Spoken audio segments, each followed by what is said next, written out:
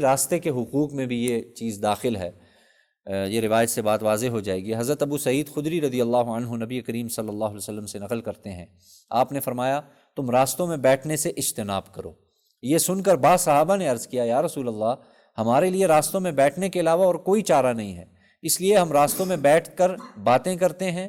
یعنی ہمارے گھروں میں اتنی گنجائش نہیں ہے، اس لیے ہم راستے میں بیٹھتے ہیں، اور اپنے دینی اور دنیاوی دونوں امور آپس میں صلاح مشورہ کرتے ہیں، مشاورت کرتے ہیں، تو اس لیے ہمارے لیے مجبوری ہے۔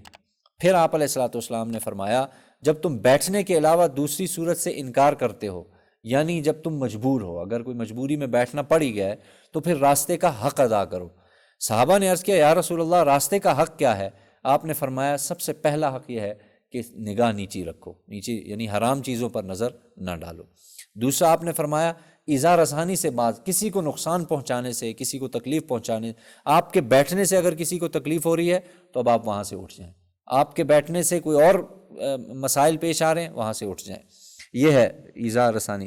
تیسرا آپ نے فرمایا سلام کا جواب دینا،